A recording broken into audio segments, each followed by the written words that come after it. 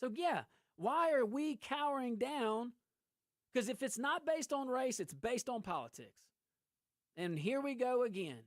Oh, we'll just give the Democrats a seat. We just have to give the Democrats a seat. It's like, did they pass a rule? I might not be being fair. Did they pass a rule in like the House and the Senate that you have when you're in the majority? Are we starting to get this doggone John Thune stuff down here? I'm starting to wonder. You would think Republicans would want more Republican seats. Because look, what are we basing it on? We're not basing it on race anymore, right? Oh, yeah, wink, wink, nod, nod. Got it. And I hope you're not. Then you're only basing it on politics. And your politics don't replicate a large majority of the great citizens of this wonderful state. All right, guys, stick around. We'll be right back.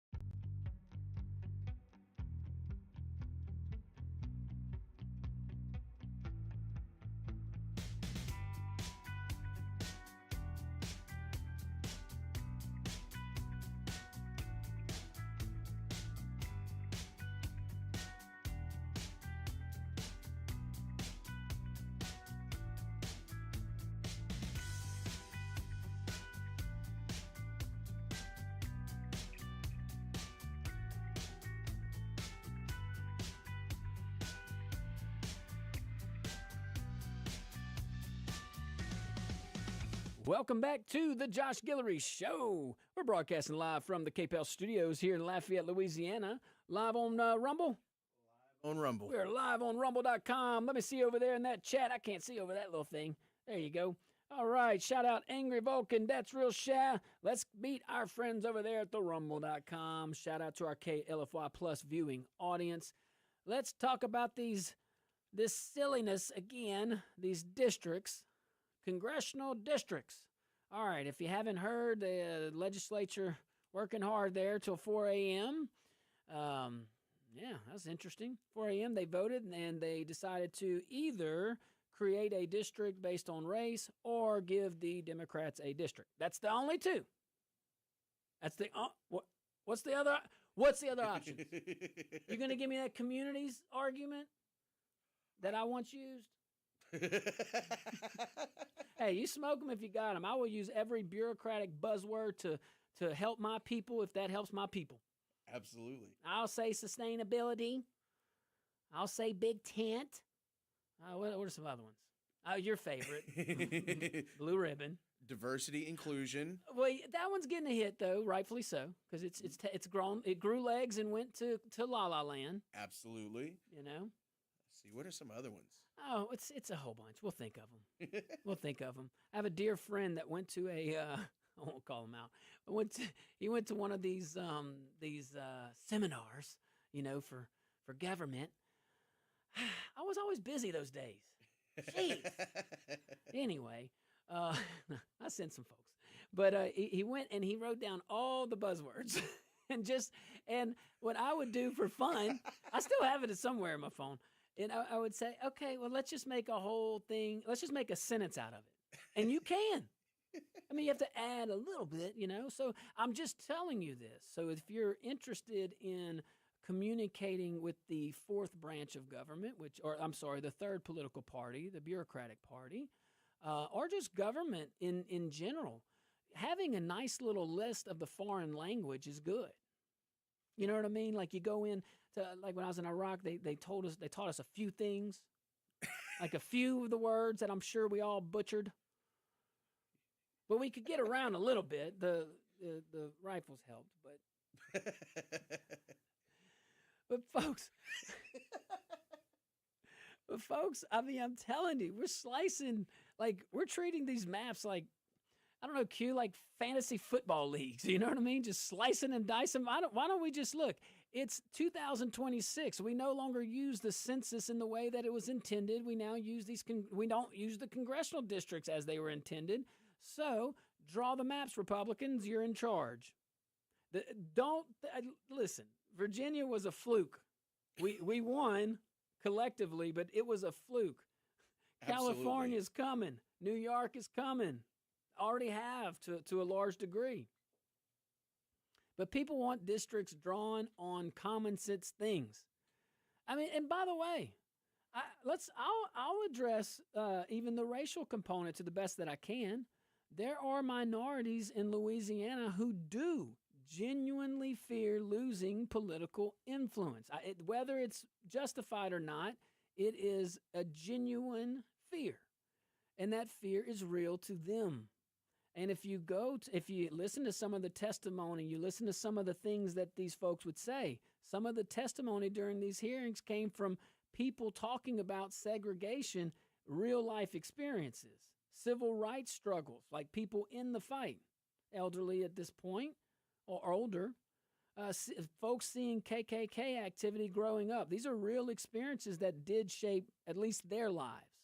And that history is important as well.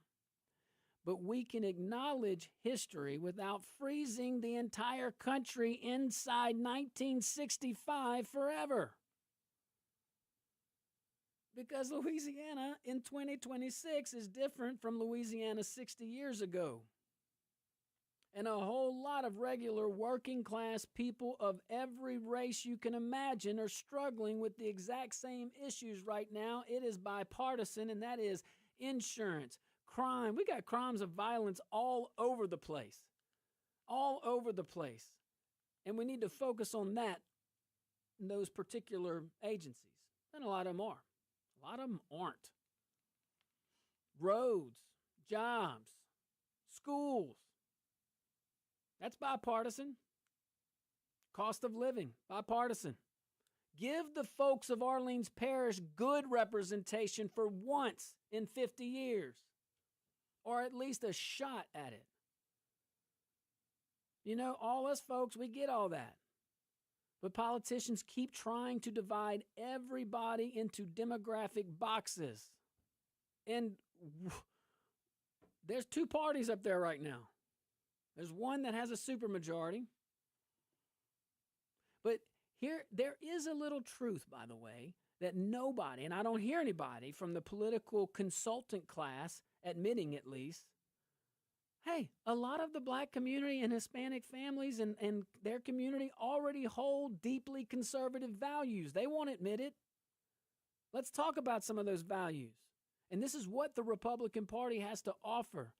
We're getting better and better at communicating. We're getting better at communicating by actions. And the left losing its mind every Tuesday and a couple times in between helps the cause. But let's talk about those values that I think are important to the African American community, to the Hispanic community.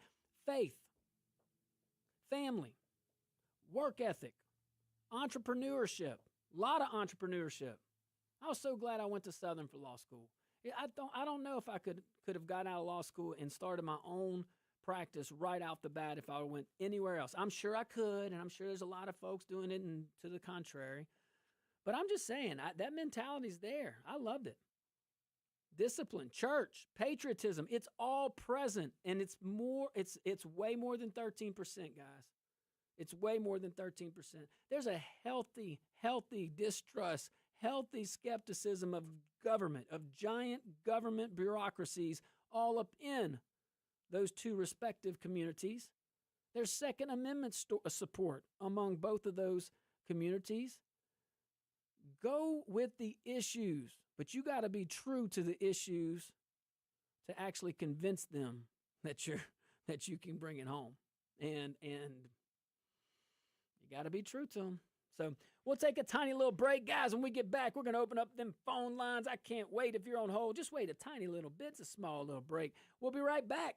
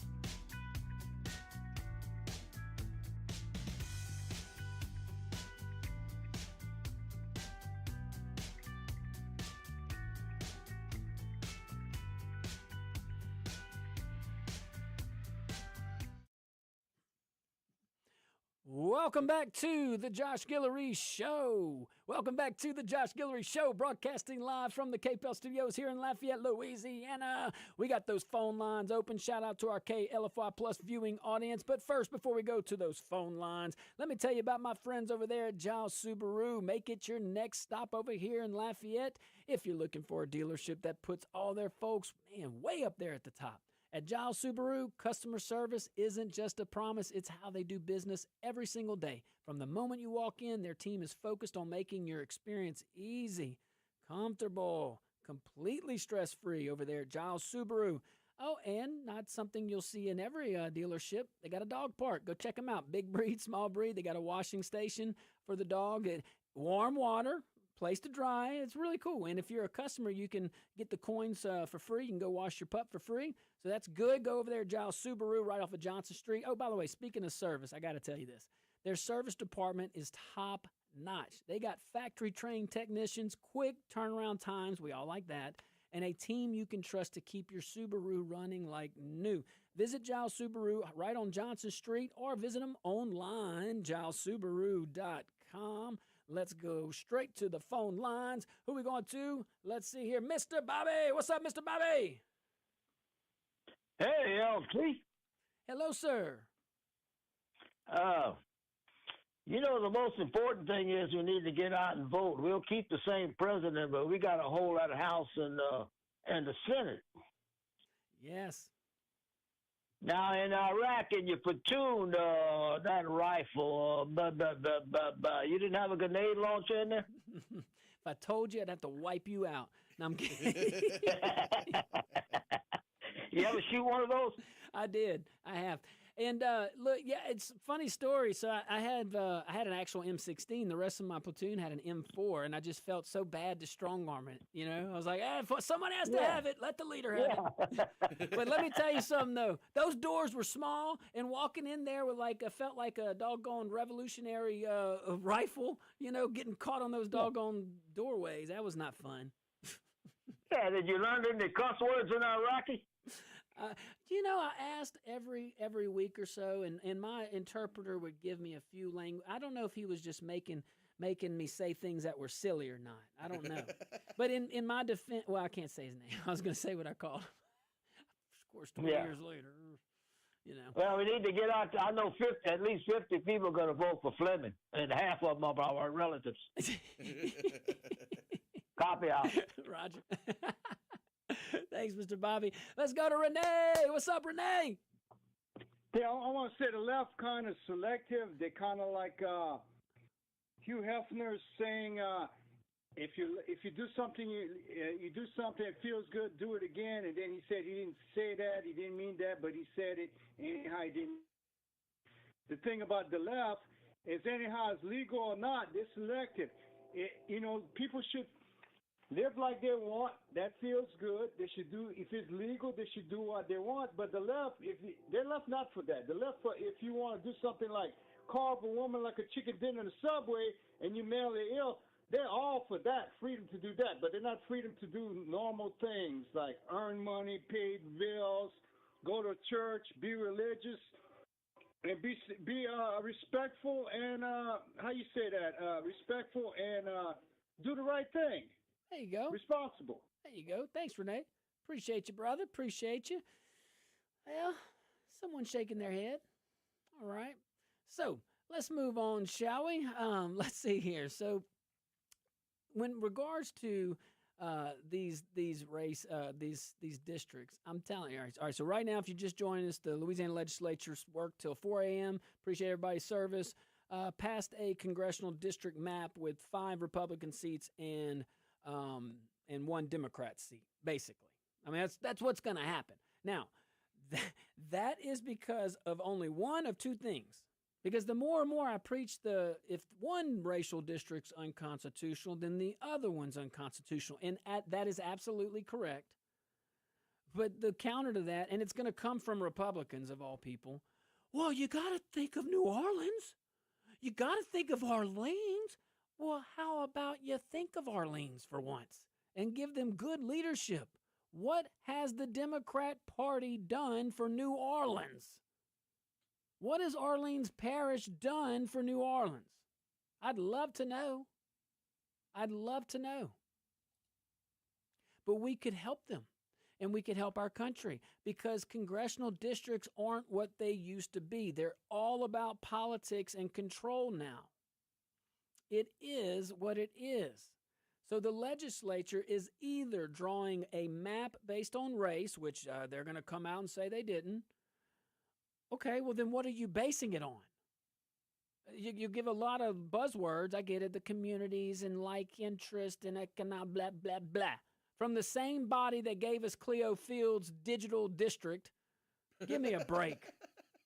Give the regular.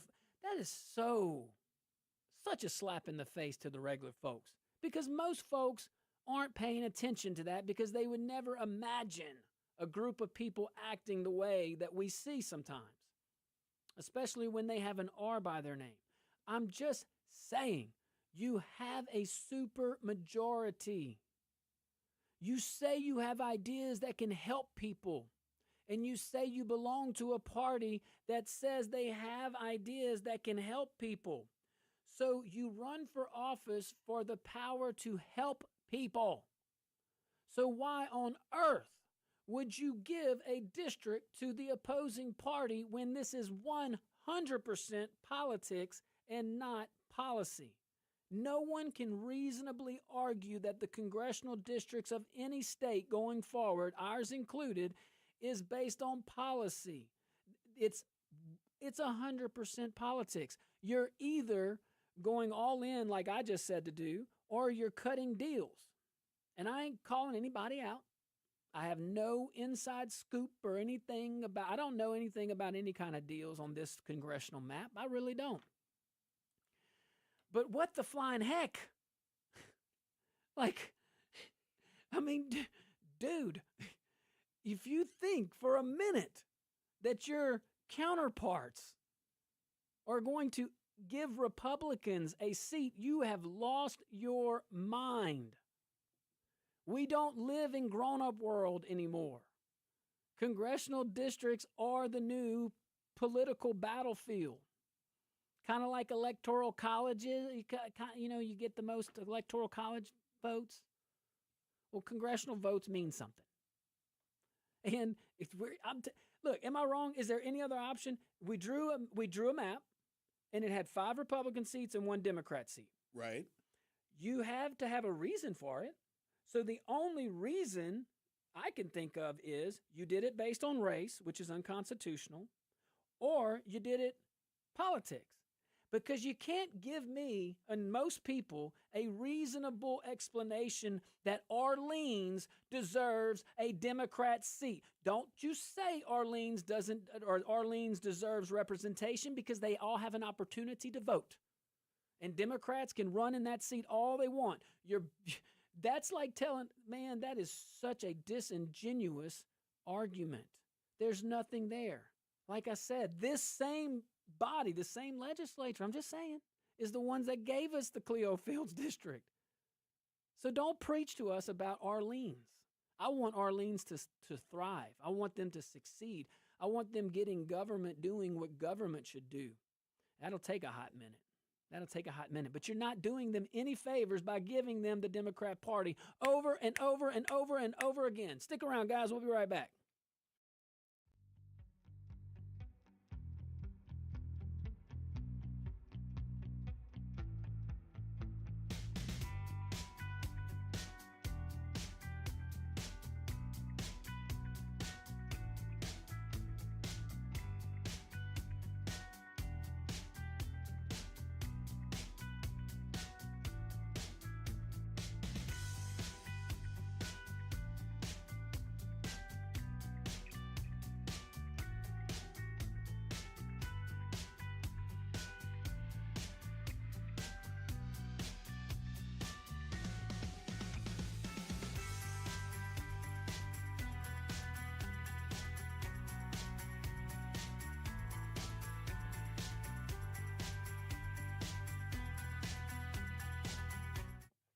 What's up, our streaming folks? Man, I am so happy to be with you right now.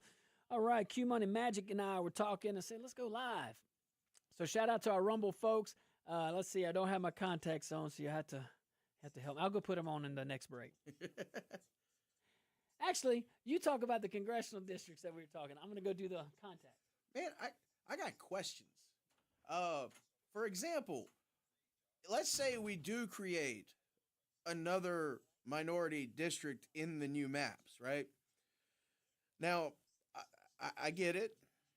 I get the legislature's ideas, maybe, but my question is this: what happens when another Republican group comes in, files a lawsuit, and says it's based on racism and is unconstitutional, just like the last map? Can't have it both ways. Are we going to redo this entire process a third time? And if we do, how much is that going to cost? How much has already been wasted? I see y'all had fun with Senator Guillory last night on That's Real Sha.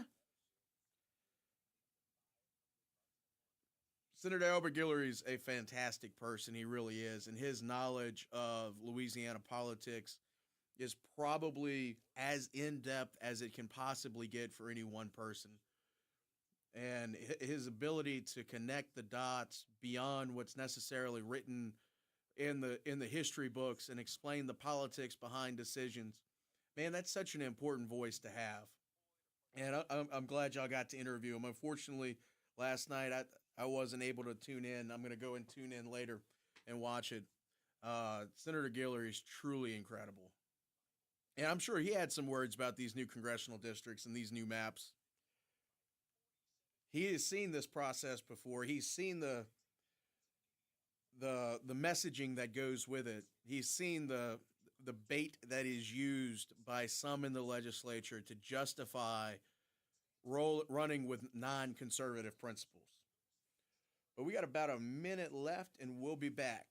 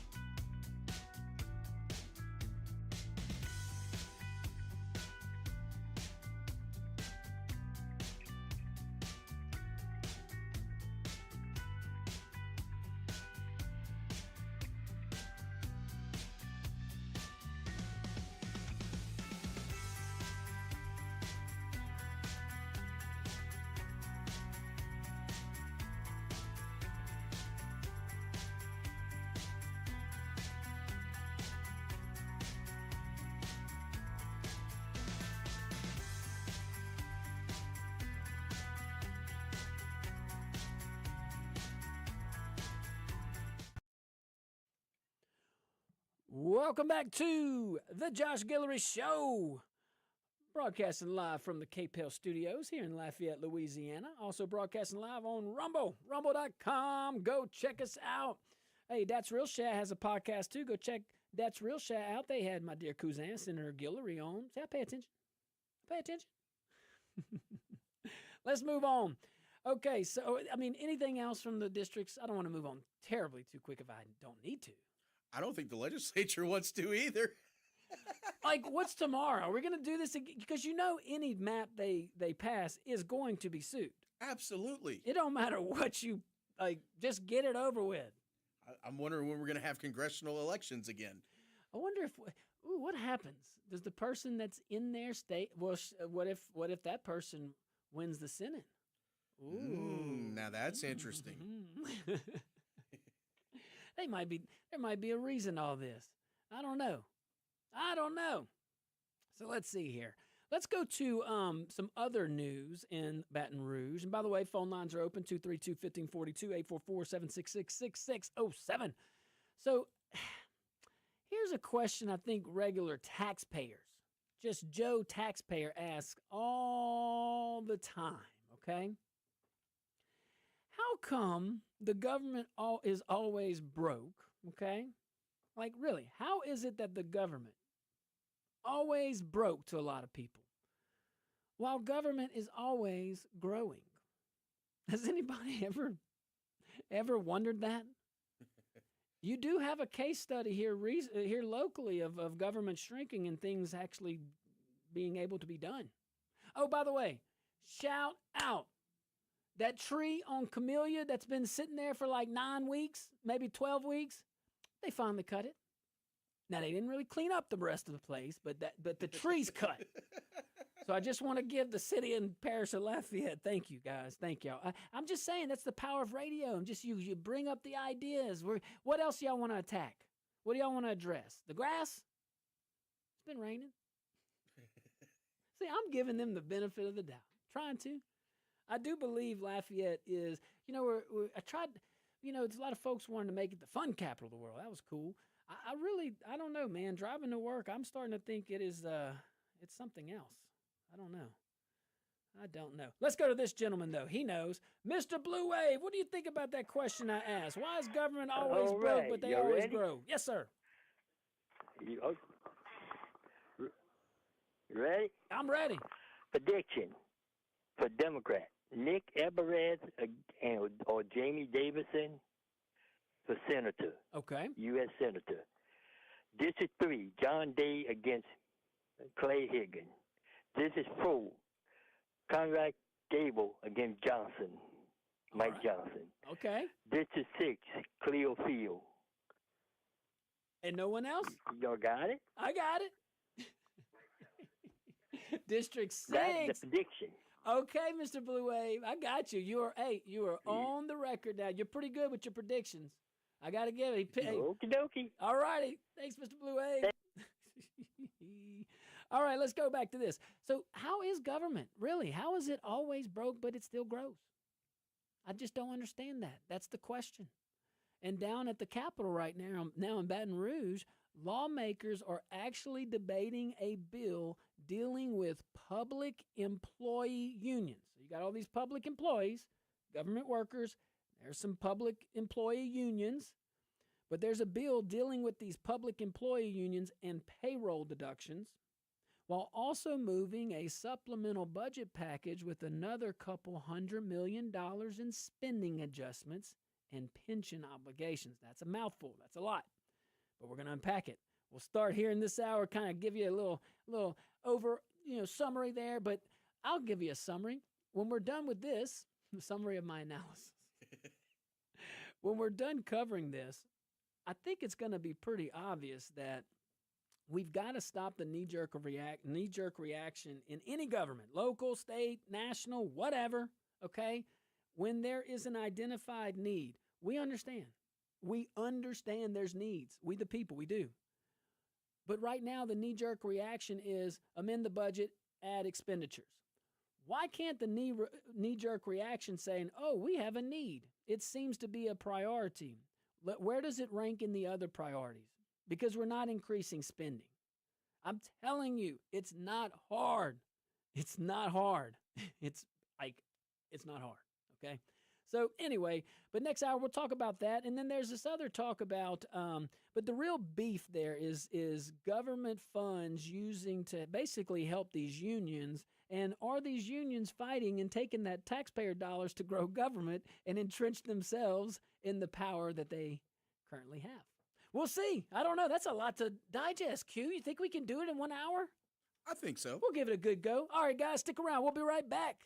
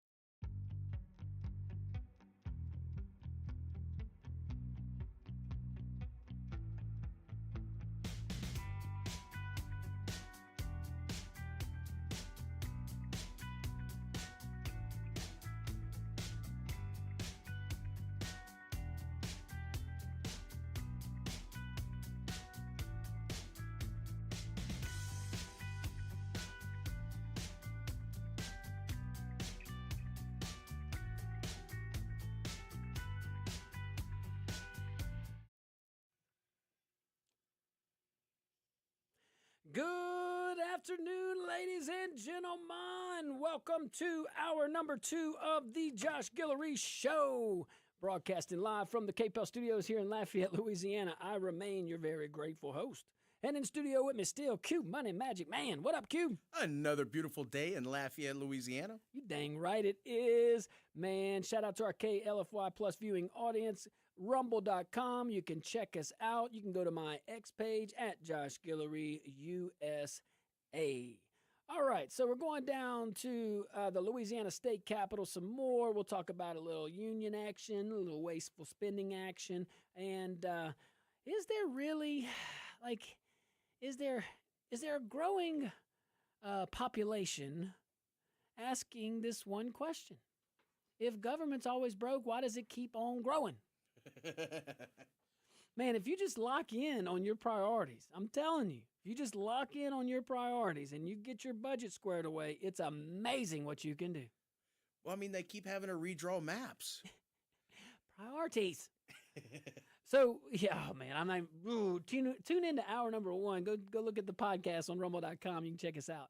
All right, so, but that is a legitimate question. So down at the Capitol right now, again, I want to bring up what we're talking about. So you have these public employees. Okay, got that. We need them. Public employees have unions there. So there's a public employee union. All right. And there's some payroll deductions with that. And there's taxpayer dollars that are involved in a lot of that stuff. And so people are asking questions. The legislature is trying to address it here. But there's also a supplemental budget package with couple $100 million worth of additional spending and also pension obligations. Today would have been a great day to have Justin on or somebody to explain one of those amendments because it possibly could tie into this. But let's separate the two because one of these fights is way, way stronger than the other, okay? So the union fight, that's real. That is a real deal of Andrew Holyfield right there. This bill started out trying to put some actual guardrails on public unions using taxpayer-funded systems to collect dues and then using that money for politics and lobbying. So there was a good effort there. That's good. That matters. That's important. Regular folks are sitting there probably saying, wait. And by the way, if you're sitting in your car and you're like, what did he just say? Did he just say, my tax dollars fund the payroll system, and then the payroll system collects union dues, and then the unions turn around and lobby government for bigger government, higher spending, more bureaucracy, and more political power? Did he just say that? Well, kind of.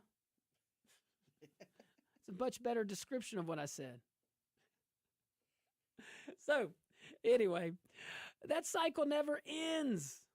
It never ends. And look, man, public employees work hard. I was very happy to see the public employees I worked with mostly work very hard. Teachers, they work hard. Parish workers, city workers work hard. State workers work hard. This is not an attack on workers. This is about political machinery. And there is a difference. There is a difference. The average teacher trying to feed her family is not the same thing as the political apparatus built around unions and Baton Rouge power structures. Those are two night and day systems. I think most of the folks understand that probably naturally. Now, unfortunately, some of the stronger parts of the bill got watered down during the legislative process because that's what Baton Rouge does. Baton Rouge trims, it softens, it studies, delays, commissions, restructures. We can keep going.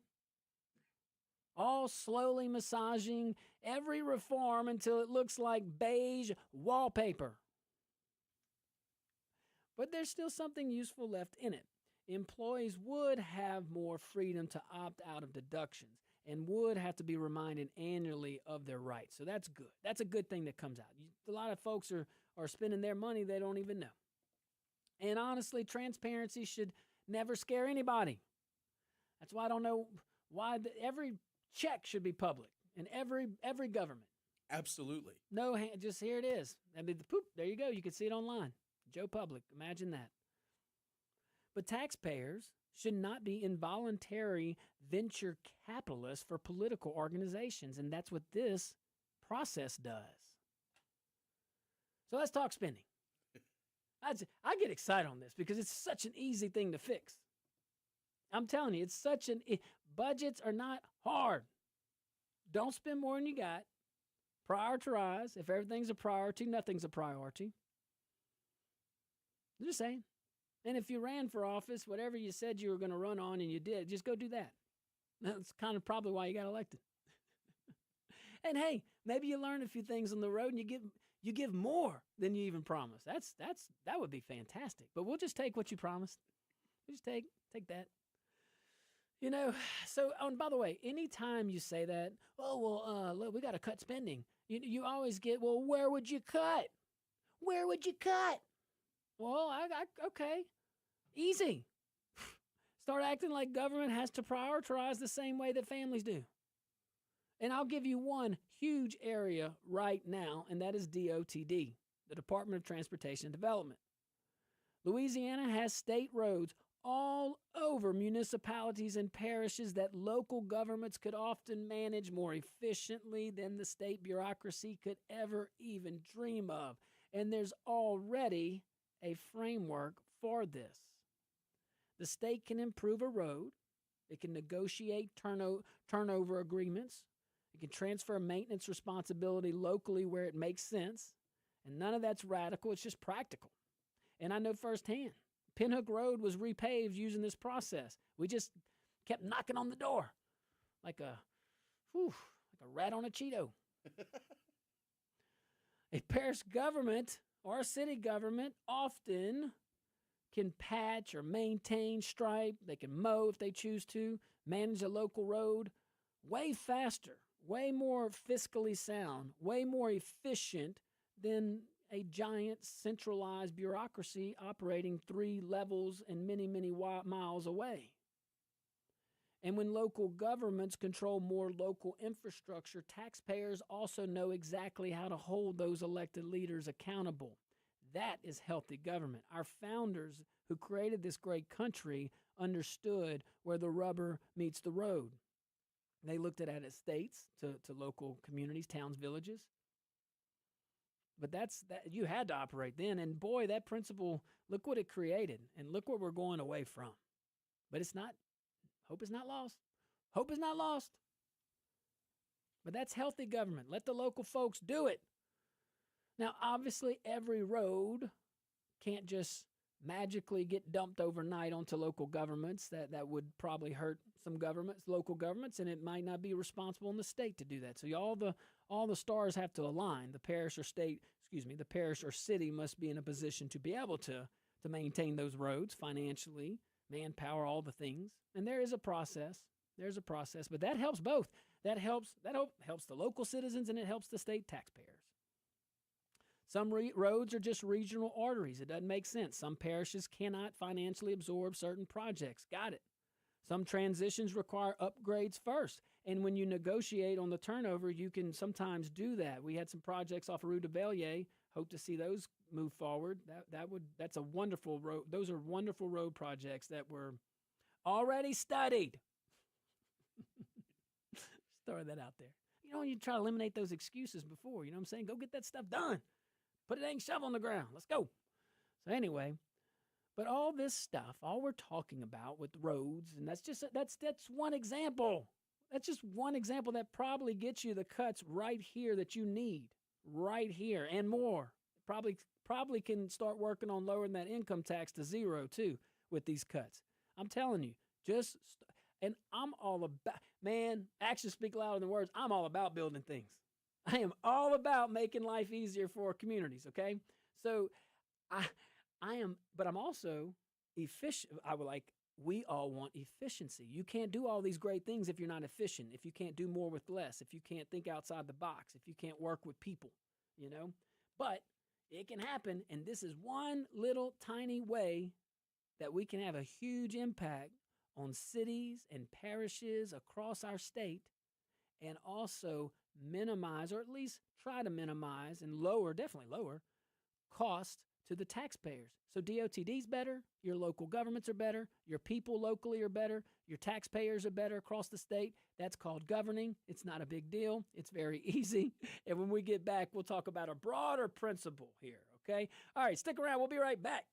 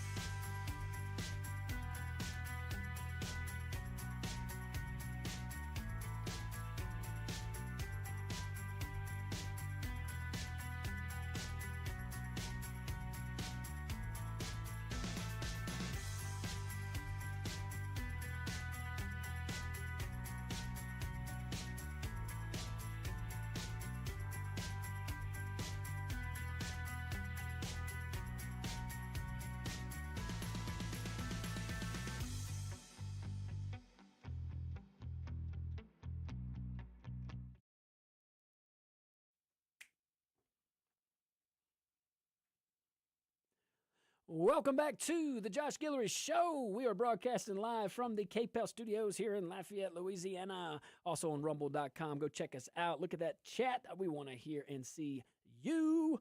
Let's go back to the state capitol. All right. So we're talking about unions here. We basically going through the legislature right now. You have some folks that are pushing basically for tax dollars, and this is what has been going on. So you had tax dollars that were funding the payroll system of these public employee unions. Then the payroll system ultimately, it would collect union dues, and the beef here, and I think it's valid, is these unions then turn around and lobby government for what? For bigger government, for higher spending, for more bureaucracy, for more political power, and that cycle never seems to end. But it could, and there's people that are fighting that. It got watered down. It pretty much got watered down so much that ultimately it's folks can opt out now, so you don't have to pay into the PAC. So ultimately what it is, huh, Q? Pretty much. That's what I call it. And they won't call it that.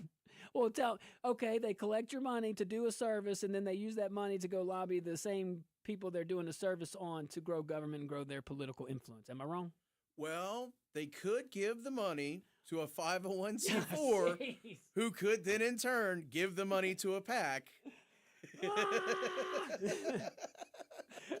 I'm telling you, there's always a way. There's always a way. And by the way, what he just said wasn't illegal.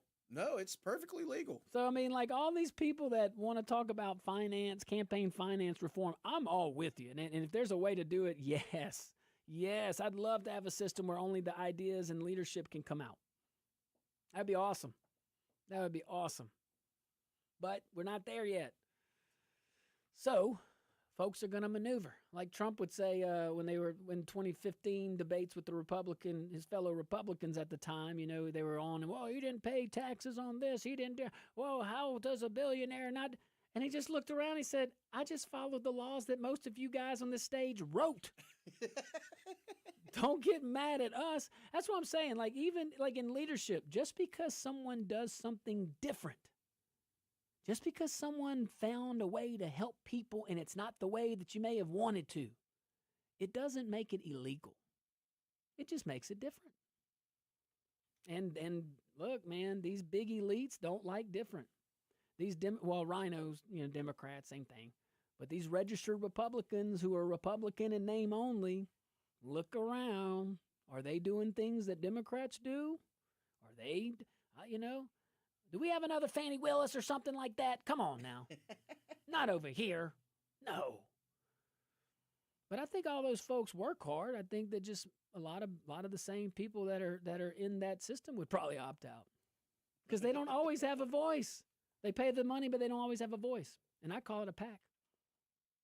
But the broader principle here is all this saving money, cut spending. Why can't we cut spending? You know what I mean? We talked about the DOTD. That is very easy. You can have actually better roads by doing this. You can have more efficiently maintained roads if you do the way that we just talked about, and that's the road dedication. You can negotiate on what that transfer looks like. Some roads are in better condition than the other. Maybe I'm sure the state would be happy to give a little facelift, little TLC to some of these roads. I think Cameron Street should be one. Just throwing that out there.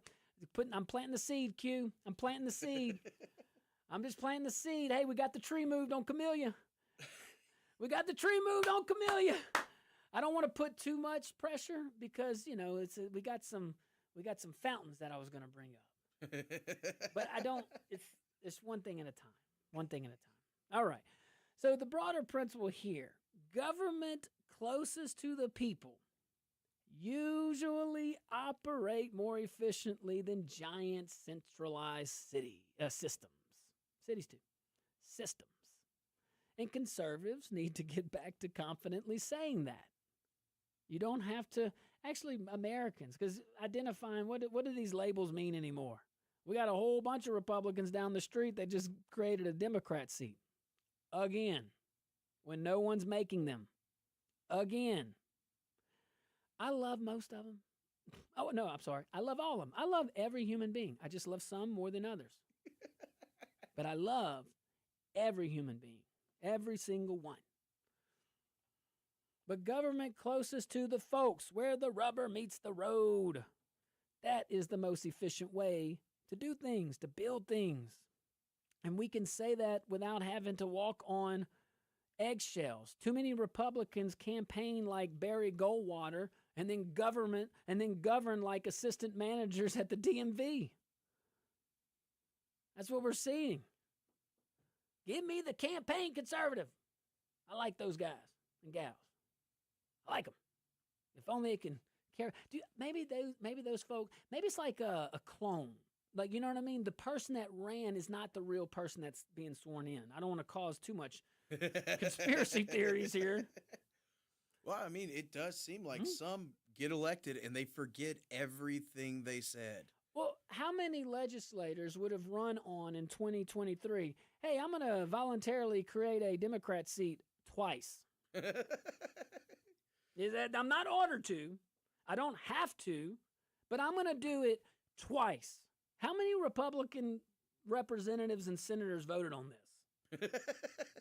I mean, I'm just saying, your only option is to base the district on race, which is unconstitutional, or it's for political favor, because it is not drawn on policy. Because if you want to draw it on policy, my fellow Republicans, well, then you're just continuing to give such a wonderful parish that has the capacity and the capabilities to be a wonderful parish, but you're continuing to keep them suppressed by continuing to voluntarily allow a political party that sees them as a number, as just a number out in the field somewhere. And they always have. A zebra don't lose its stripes. And now we have the power to actually give good government a good voice in Washington based on policies that we won politically through an election. Policies that I'd like for us to stick with when we're, after sworn in. But why would you volunteer? Or do you think Democrat policies serve Orleans Parish better than Republican policies? Because that's really out there. I don't. And look, I don't know if the Republican Party is the answer anymore, okay? But I know the Democrat Party is not. Now, I know Republicans that act like Republicans. If we can do that, that's the party you want, where freedom is a thing. It's not just something we talk about. When we govern, we actually do it. When we govern, we get government doing what government should do. The local level, very easy. Infrastructure, keep folks safe, improve quality of life. State level, make sure your local governments can do that. Put them in a position to do that. And where they can't, sure, step in. Step in. Give Huey P. Long the benefit of the doubt. He had to step in. It was only Baton Rouge and New Orleans. Of course you needed all those state highways. If you didn't have those state highways, Lafayette wouldn't be what it is. Lake Charles wouldn't be what it is. Alexandria. My dad moved to Alexandria as a musician for a reason. It was the crossroads. All the highways went through it. Interstate kind of affected that a little bit. Just a little. But it ain't like Route 66. Don't be crying. They're all right. They're all right on the Red River. But really, it's not needed. So yeah, in these political subdivisions, whether it's a rural parish that's low on money, or maybe it's in a political subdivision rich with money that just doesn't make sense. But most of the time, or a lot of times it would. All right, guys, stick around. We'll be right back. Q, I might go on a little...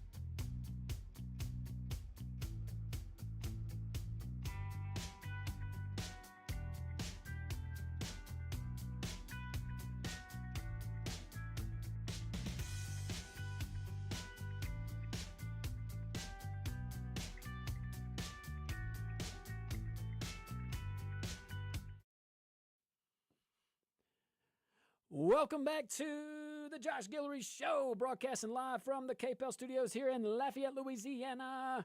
Shout out to all our viewing audience in Acadiana. What a beautiful, beautiful day it is today, man. We had so much rain, man. 7 days, 8 days, like freaking, whew, doggone unleashed on us, man. Jeez, happy to have the sun here. We're certainly appreciating that. And I appreciate those guys over there at Giles Subaru very much so. I don't walk into that place and walk out less happy. I always walk out more happy. I like all the Giles Automotives, I do, but Giles Subaru is definitely, it's a different place. And they have the dog park. Dude, you can go and wash your dog there. They have a washing station if it's cold. Yes. Man, come on, man. The water's heated. They got blow dryer and all that stuff. You hook up it's a deal, and it's easy to use. So whether you have a big breed or small breed, you can go check out the dog park at Giles Subaru. We want to see you over there. If you're a customer of Giles Subaru, you can use the the dog washing station for free. Just go get your tokens in there. But here's the deal, man. They got great variety, great selection of Subaru. You know when you buy a Subaru, and you see them all over, it definitely, I was amazed. Bob was telling me how strong the frame is of those Subarus and how much power it has. Like, you can take it off-road. I don't think most folks do, but a lot of people do, especially in the Northwest, that kind of area. Oh, definitely. But look, so go visit my friends over there, Giles Subaru, right on Johnson Street. Can't miss it. Johnson Ambassador right there, right towards Abbeville. Go visit them on GilesSubaru.com. And look, got to speak about the service. Their service at Giles Subaru, it is second to none. Their service department, top notch. They have factory-trained technicians, which is important. Quick turnaround times, a team you can trust to keep your Subaru running like new. Man, Giles Subaru, where customer care comes standard. Love it, love it, love it. Want some more of it? Q. So let's keep talking about spending down there in Baton Rouge. So we have the whole union thing we talked about, but let's with that comes a price tag, no, it doesn't.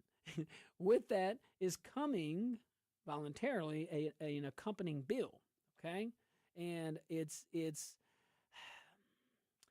going to frustrate a lot of folks that want to see the government stop pressing the easy button of either taxes, which they're not doing here, or increase spending. Not saying you don't need to increase spending. I'm just saying, can you exhaust the other resources first? Can you try to find things to cut? Okay? You can cut waste without hurting people. But the voters did not send Republicans to Baton Rouge to become slightly more polite Democrats with better hunting photos. They got some good ones. Some with the orange vest. That's it's just a show. It's just a show. It's up there. It's up there.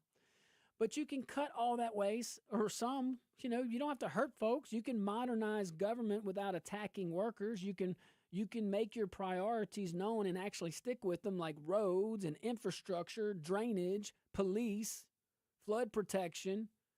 Core government services.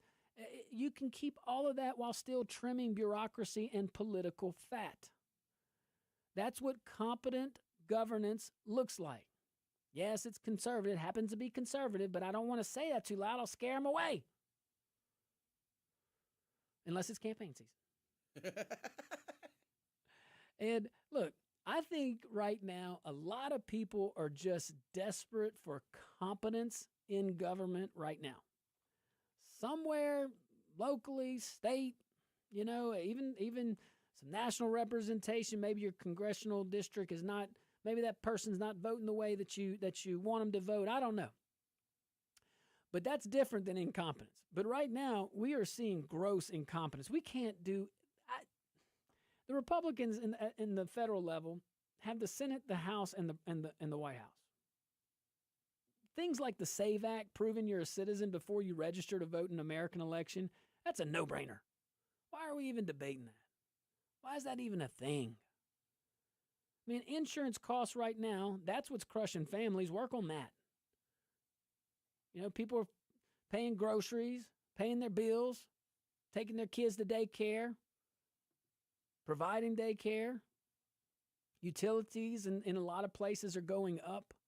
Housing costs are going up. People want government focused on basics again, because when government is focused on the basics and it masters the basics, just do the basics, bro. When you do that, everything else falls into place. It's amazing how when you clean up the place, crime goes down. It's amazing that when you address drainage, that businesses actually want to come into your parish, into your region. When you fix the roads, folks like that. It actually helps. So do the basics right. And you can do that, and the state can do that. And that's why when folks are looking at Baton Rouge right now, put the union stuff aside. When you're seeing that you have $150 to $200 million that you're about to increase in spending to cover some other stuff, take whatever the expenditure is out of it. What I'm addressing, what we're talking about, is the knee-jerk reaction to some politicians that just say, "Oh, we're just going to amend the budget and we'll just add some expenditures." Hey, that might be the solution. I've had to amend budgets and increase expenditures, but I tried to find that it has to be within the budget. You can't just make it thin air. Not that they're doing that. But you're dipping into the general fund to do it without a plan. I don't like that. And just, at least just try, if they were to, because I don't want to be unfair to these folks. Look, at least show us where you tried to cut. Because I'm giving you an example on DOTD. That's the easiest one. I would reserve the DOTD cut, not cut to services, cut to bureaucracy, cut to government, not to services. When you do what we just said, you actually have more money to spend on the services, which means concrete and that kind of stuff. You need a lot of shovels to build a road. You know that? That's true. Mm-hmm. Some of them are big.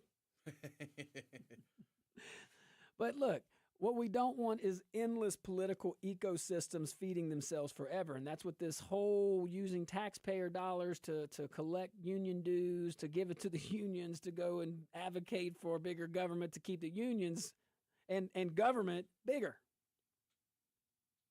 I mean, people are kind of getting spent with cut spending as some bumper sticker slogan with no substance behind it. Give real examples, give practical reforms, explain the why. And if you can do all that, and you still need to dip into the general fund, which I'm grateful that we have it there, there's nothing wrong with that just by itself. I think what's wrong is we have an opportunity to really show some fiscal discipline. And what I'm talking about, $150 million in that budget is a drop in the bucket, but it's still a lot of money. And I think you can find it somewhere.